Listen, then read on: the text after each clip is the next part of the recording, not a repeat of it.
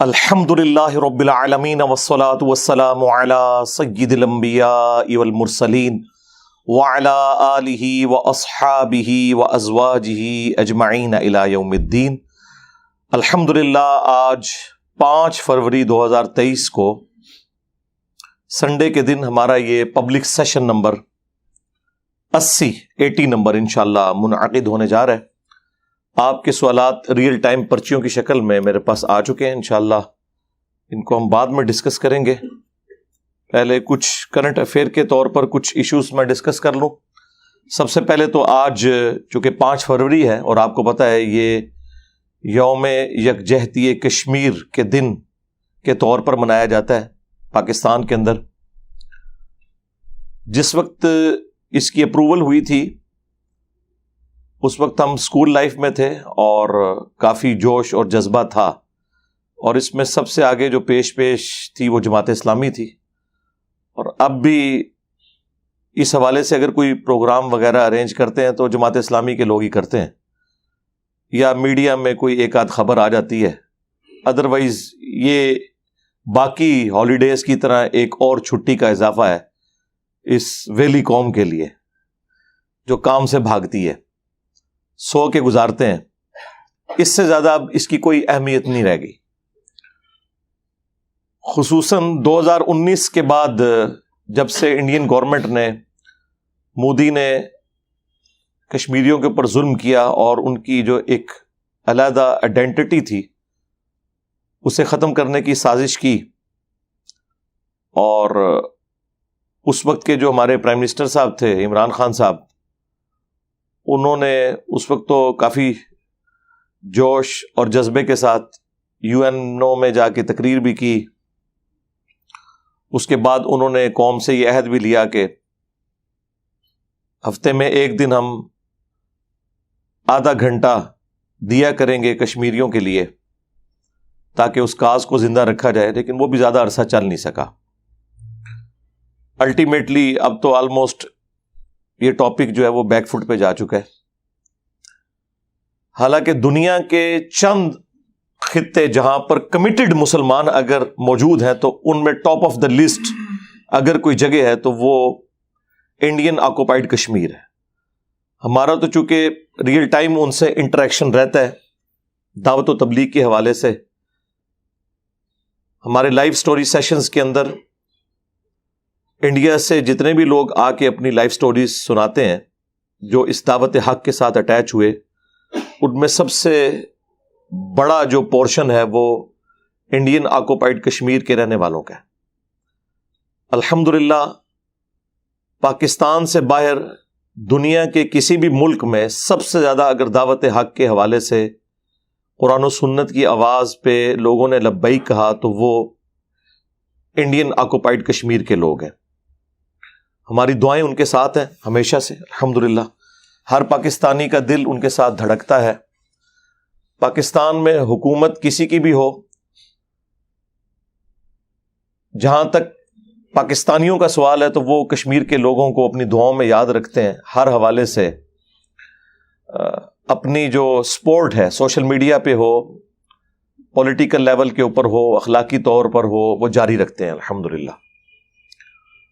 اور چونکہ وہاں پہ مسلمانوں کی پرسیکیوشن ہو رہی ہے، مسلمان وہاں ایک طرح سے مائنورٹی ہیں اگر پورے انڈیا کو دیکھا جائے، تو وہ اپنے ریلیجن کے ساتھ بھی کافی کمیٹڈ ہے۔ اگرچہ وہاں پر صدیوں سے بابا پرستی اور دربار اور بزرگ پرستی، حنفیت، اس نے پنجے گاڑے ہوئے تھے، لیکن الحمدللہ پچھلے 25-30 سال کے اندر کافی چینج آئی ہے۔ اس میں بھی یہ جو آخری 10 سال جب سے ہماری دعوت الحمدللہ اس چھوٹے سے پلیٹ فارم سے اٹھ کے دنیا کے ہر کونے تک پہنچی، تو اس میں سب سے زیادہ جن لوگوں نے حق قبول کیا ان جگہوں میں سے ایک انڈین آکوپائڈ کشمیر کے لوگ بھی ہیں۔ سب سے بڑا ان کے پاس ایسٹ یہ ہے کہ وہ چونکہ مائنورٹی میں ہے، اس کی وجہ سے اپنی سروائیول کی جنگ لڑ رہے ہیں، اور اسٹرانگ کمیونٹی کے طور پہ وہاں پہ وہ بیہیو کرتے ہیں۔ پلس جو سب سے حیران کن چیز مجھے لگی وہ وہاں پہ جو ان کا لٹریسی ریٹ ہے وہ بہت زیادہ ہے. یعنی ہماری لائف سٹوری میں جتنے بھی لوگ آئے ہیں ماسٹر ڈگری ہولڈر سے کم کوئی نہیں ہے, اور اکثر جو ہیں وہ پی ایچ ڈیز کر رہے ہیں. میٹرک وغیرہ چھوڑ دیں جی, بیچلر چھوڑ دیں.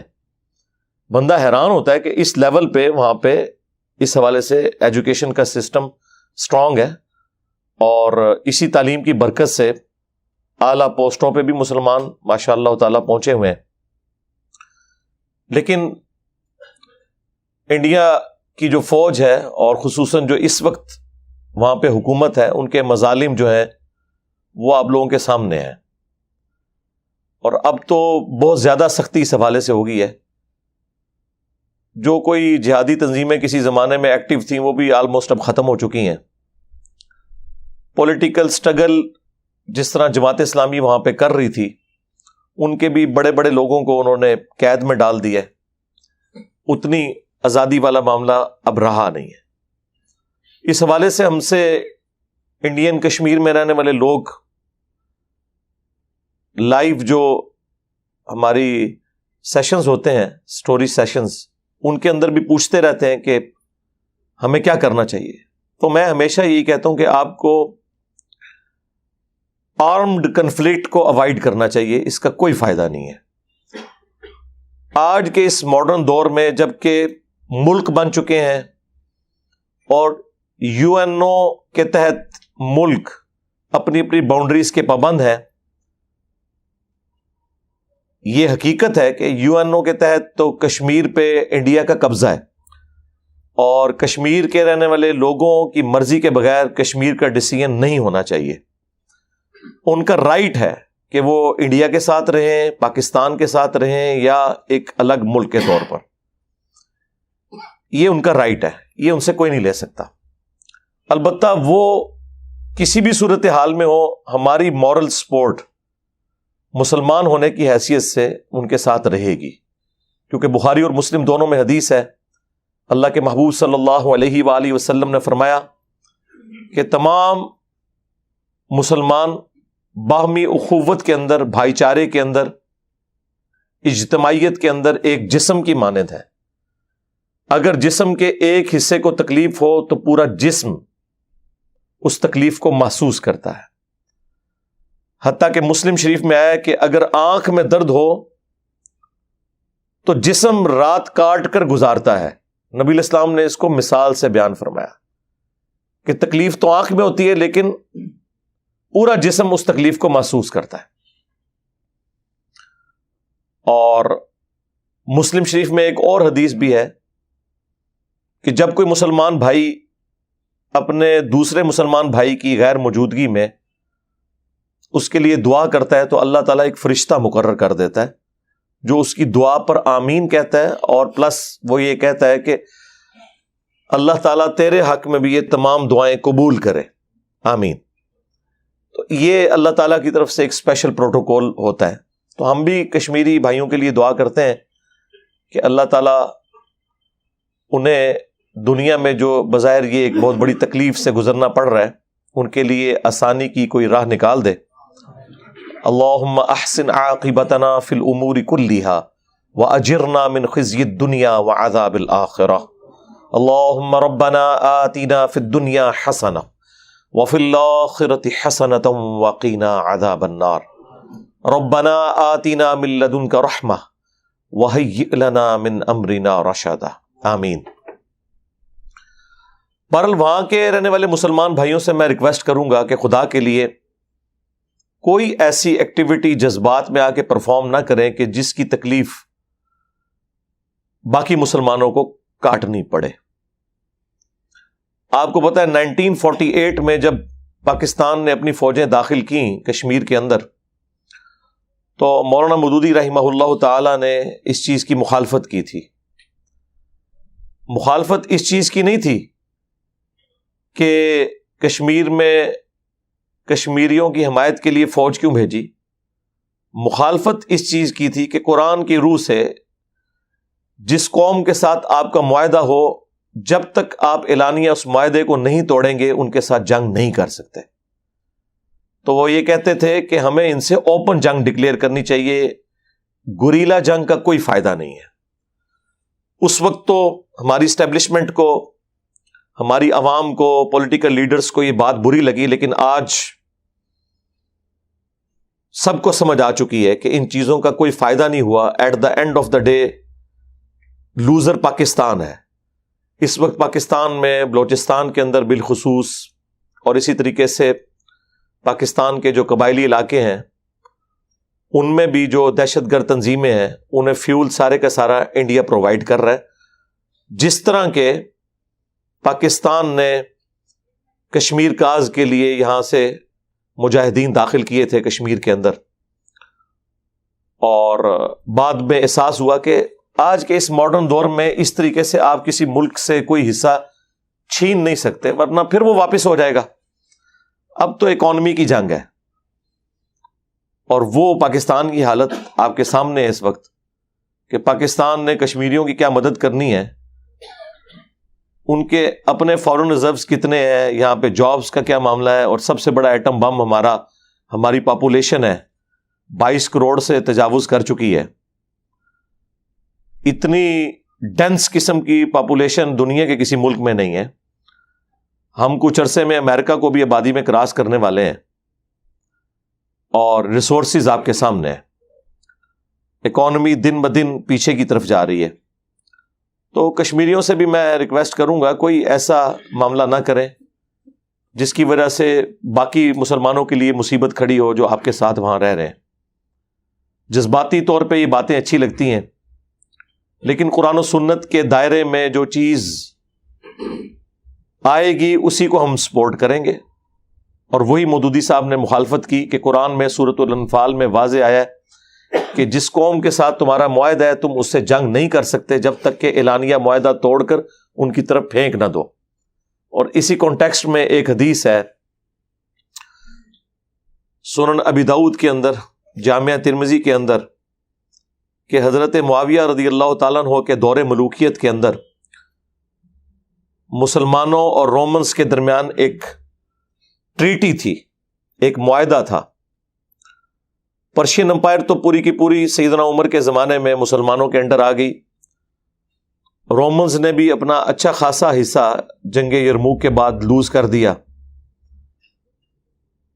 جنگ یرموک کے فوراً بعد اسی سال جنگ قادسیہ میں اللہ تعالیٰ نے پرشین امپائر بھی مسلمانوں کی جھولی میں ڈال دی۔ کچھ حصہ رومن امپائر کا باقی تھا، وہ جزیہ دینے پر سیدنا عمر کے دور میں آمادہ ہو گیا، اور اسی وجہ سے ان کی سروائیول ممکن ہوئی۔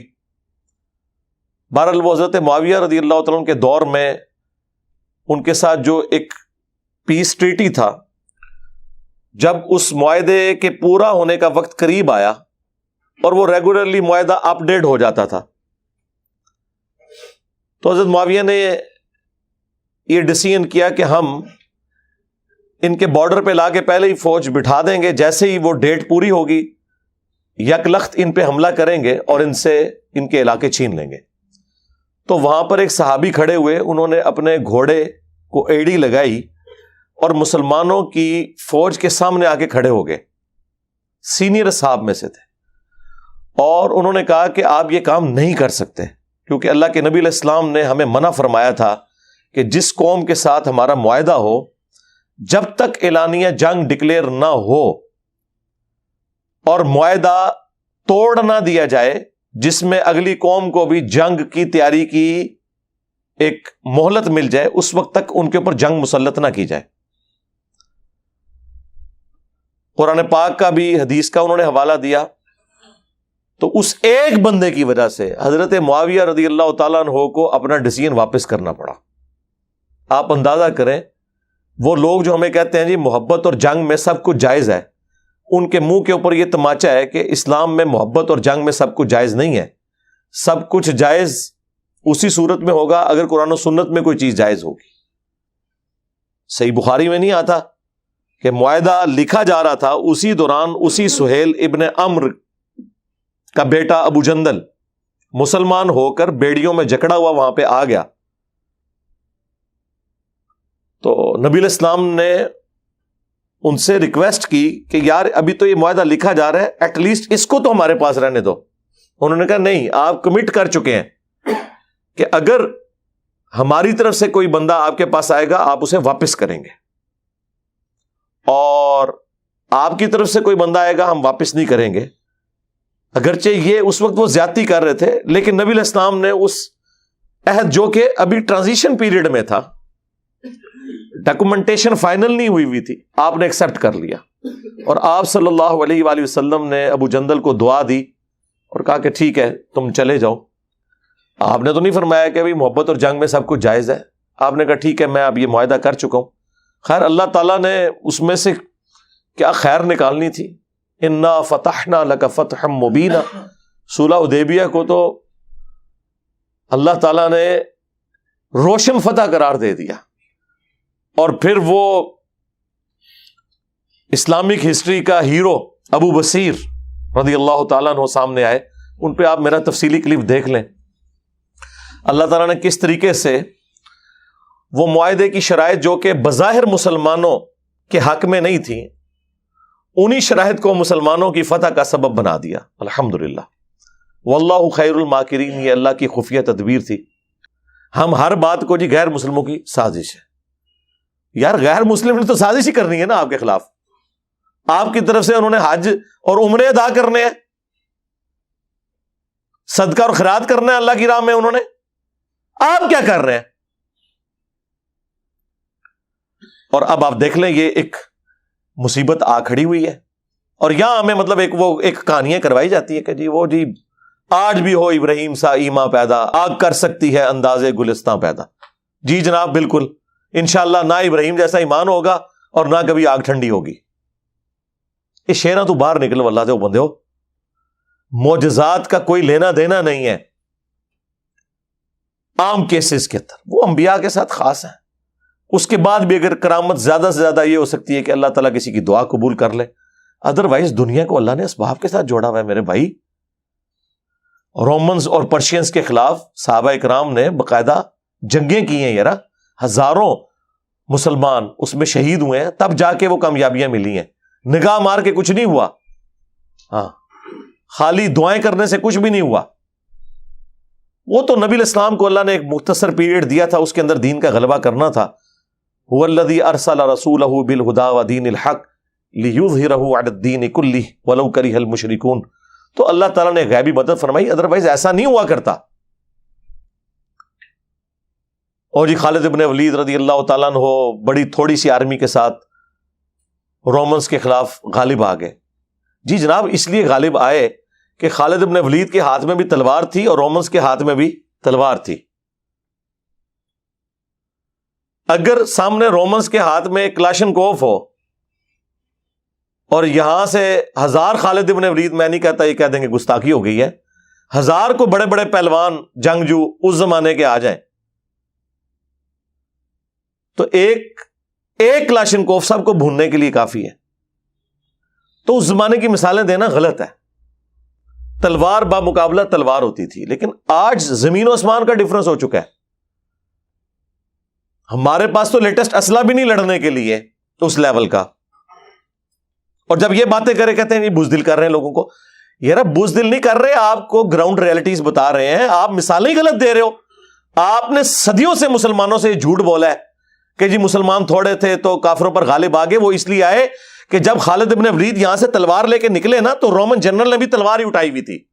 اگر اس کے ہاتھ میں کلاشن کوف یا لیزر گائیڈڈ کوئی گن ہوتی تو حضرت خالد ابن ولید تو اپنی فوج سے باہر بھی نہیں نکل سکتے تھے. 2 کلومیٹر دور سے اس نے شہادت تک پہنچا دینا تھا, جو آج ہو رہا ہے. کے پی میں آپ دیکھ لیں, لیٹسٹ اسلحہ 2 کلومیٹر سے وہ تھرمل سینس کر کے وہ اکوپمنٹ لاک کرتا ہے کہ یہ بندے 2 کلومیٹر دور سے, اور ایگزیکٹ ہٹ کرتے ہیں.